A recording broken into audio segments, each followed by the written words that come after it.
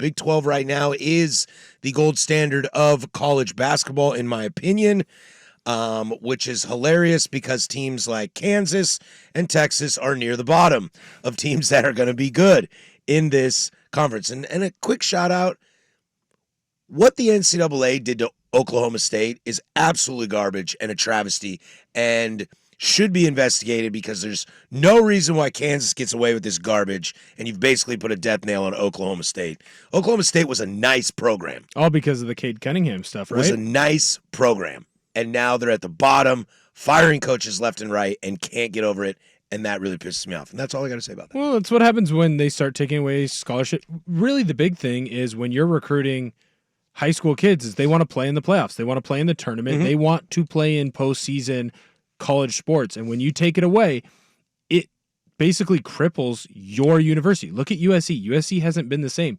Yeah, the scholarship losses hurt, but when you take away postseason play and you say, hey, you can't go play in the postseason for however long, right? Now kids are going to stop going to your university as freshmen. Your teams are going to be lower to not play as well, and then it takes a lot to get back out of that hole that has been dug because of what the NCAA did, but also because of what they did too. Sure. I just want to be equal playing field, because Kansas is off scot-free. So is North Carolina. Right. Anyway, looking at this, there could be 8 teams going through. Potentially 9 teams going through. Texas, they lost in the conference tournament. They're out right now. Kansas lost in the tournament. They're out right now. But this, I don't know really how to look at this. Like, we've kind of looked at the teams that you don't want to touch and the teams that you do want to touch. Kansas is clearly the one that you don't want anything to do with. That team is falling apart. That team looks going in the wrong direction. If they do get a little healthy, that could be a different game. Yeah, if they don't have their 2 big men, their 2 leading scorers. Yeah, if they get healthy, it might be okay. But I mean, how far has their stock dropped? Are they a 4 seed now? Well, that'll be the interesting thing. Yeah, like, what the selection committee does. Do they go back? They're going to have to be finding out if those guys are really going to play or not. And I don't know how they do that, because you do get to take injury situations into account in that selection room. They're obviously in, but those non-conference wins a long time ago are a long time ago. Very, very different. You know, they beat Kentucky, they beat Tennessee, they beat UConn, all in the non-conference. Their only non-conference loss of note was to Marquette, but then they got into conference play and they could not win on the road. They lost to Central Florida, Kansas State. So they've only got they're in one of their last 5. They lose to Cincinnati in the conference tournament. Now, they didn't have Dickinson or by 20 though. Yeah, they can't shoot, which is rare to say for a Kansas team. And they play really good defense, which is also sometimes weird to say for a Kansas team. The teams I like on this, I like BYU to make a little bit of noise. Yeah, they've been really good down the stretch. Not so awesome in the Big 12 tournament, but they've been good down the stretch, finishing out conference play. The team I have no idea what to do with is Texas Tech. They've gotten hot. Yeah. They've figured it out, kind of, maybe. They're starting to shoot well. They play good defense. Relatively KenPom's got them at mark. 23rd overall. Yeah, their offense is good. Their defense isn't great, but it's getting better. But it does feel a little bit, I mean, maybe it's just me, but it does feel like it's Houston and everyone else in that conference. I mean, I think there's a good chance you could argue that it's Houston and everyone else in the big dance. I mean, UConn's going to be there for sure, but no, UConn will be there. Houston has been knocking on this door for a while. And you remember how we're talking about Team of Destiny? You remember how we're talking about how old coaches don't embrace NIL? Let me tell you what, Sampson was built for NIL. That guy's paid players every place he's been. He was like, now I get away with it? Covering Let's go. phone bills. This is illegal. I can do it. And they play great defense. They do, and they've got one of the best players in college basketball. Like, they are going to be formidable. There's got to be at some point where Houston breaks through, doesn't just get to a Final Four, but is in the national title game and is making a serious run at it. And it might be this year. They are currently the number 1 team in the nation. Yep. I'm with Swag. UConn's going to be there. I like UConn maybe a little bit more with the experience. Right. And been there, done that. Been there, done that kind of situation. The other really interesting team is going to be Iowa State. Can they muster enough offense to make that noise that they need to make. Of course, it's an Iowa team that can't play offense. Like this makes sense. This is right with the world. But this is world-class defense on this Iowa State team as opposed to Hawkeye football, which is good defense, but it's also that disguise of the B1G garbage 9 a.m. kickoff defense. 100%. The nice thing for Iowa State and why I don't know if they make a big run, but I could totally see them being a Sweet 16 team because of the defense, right? Like when you look at March Madness, when you look at college basketball, there are games where kids just go cold. I mean, Creighton shot 20% from the field last night against Providence.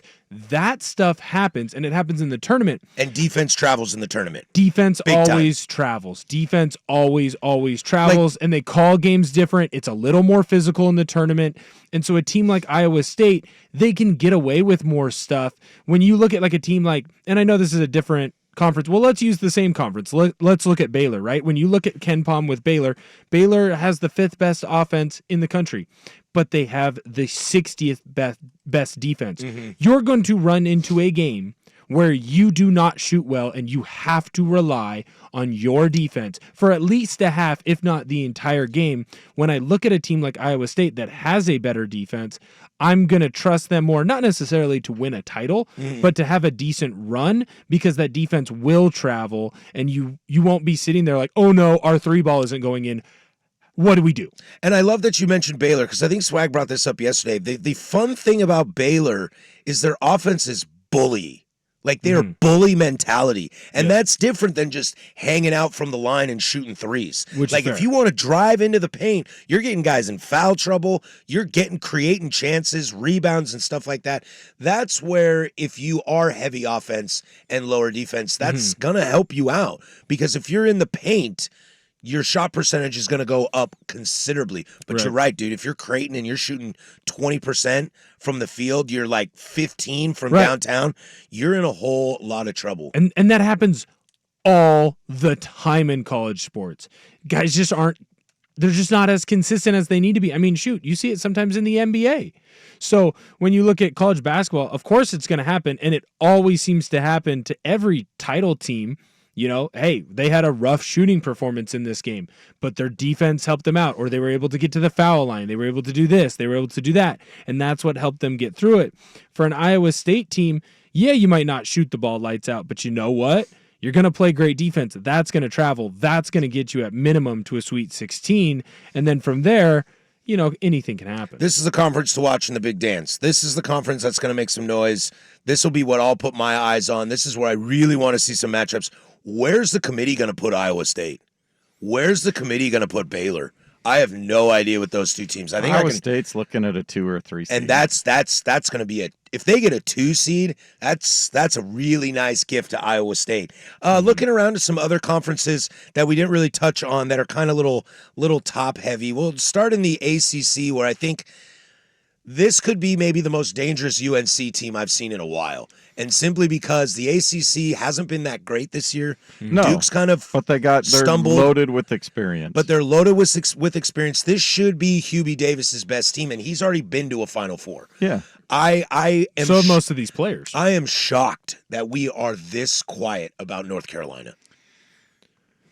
I know it's because, it's North Carolina. I get it. But, this team is pretty damn good. Is it because of all the noise that we've heard around Duke that's kind of silenced it? Because Probably of the tripping and because Filipowski and all that kind of stuff. The court storming, then the apologizing to the to the fans. Weird. Probably there isn't a ton of NBA hype around this UNC team, which usually there is. They're quieter. It's an older team, which is weird. Also, the ACC is a little down. Yeah, it's not as good this year. But again, we just talked about this with Iowa State. They play great defense. Well, guess who's number 5 in Ken Pom right now? Who's number 5 in Ken Pom? It's UNC. Yeah. Oh, by the way, they're 22nd in offense. So they're right about that line of could they or could they not win a title? And they have the experience, but they also have the experience at the coaching position too. So they're a sneaky, really good team. Duke is terrifying to me. I don't Not know if touching them. I don't know if I'm touching them for a while. The other interesting thing too is the Big Ten. Like, what do we do with the Big Ten? I remember for a while there. Now it's the Big 12 now, and honestly, I think the SEC might have passed Big Ten. There's a while there where I thought Big Ten basketball was some of my absolute favorite. I just really, really loved Big Ten basketball, and it's taken a step back this year. I mean, geez, look at what Juwan Howard and Michigan are this year, but they are notorious stinking it up in the Big Dance. And look now, here we go again. Purdue's going to be a 1 seed. And does anybody have any faith in that? And it's honestly, No. I don't think it's that fair to Matt Painter, because I think Matt Painter is a damn good coach. Yeah. And he's a good recruiter, and he's built an awesome program. Getting Edie for 2 years really helps. But he's built an awesome program, and I've always really liked him. But Tony Bennett used to flail out in the tournament all the time. Then he lost to a 16 seed. Then he won a national championship. So I can't quite live in the full narrative of bet Purdue to lose on Saturday or Sunday. Right. But the narrative still is there. This is the best Purdue team he's ever had. So if he's going to do something, this is the time to do it. They still have the potential to have a poor shooting night. They are streaky three-point shooters, and that's the biggest thing. If they go up against a team that's figured out how to defend Edie, which we've seen people show the blueprint. Yeah. Or if Edie gets into foul trouble, that's the biggest thing, is you get a different officiating crew from somewhere else that hasn't seen him much, and he's so big that, he gets some touch fouls early on and they got to take him out. Do they have enough without him in the lineup to sustain it? The rest of the Big Ten. Illinois is probably the one team in the Big Ten that I would look out for to be able to go on a deep run. Yeah, outside of that, this conference is taking a really I don't buy Wisconsin. Big step back. No, you can't. I don't buy this streaky. Michigan State team. No, too Not streaky. not to get to the second week. No. Well, that's where it is, guys. How we feel good going into the tourney? We feel like we've learned something? Do we feel like we've enhanced our knowledge? I feel great going into the tourney. I'm not going to lie. I'm probably relying on Ken Palm a little bit That's too okay. much. But also yesterday, after listening to Ken Barkley and trying my hand at some conference tournament games, nice little 5-3 day. I think that has fully led me to have A false sense of confidence. 1,000 bets on Thursday Thursday of March Madness and lose every bet. Well, I had a friend one time. They didn't know what to do on opening day, so they went to Vegas and they just bet every game over. And all they rooted for is points. Just make shots. That's fun. Just ball went through the hoop. fun. They cheered. It didn't matter.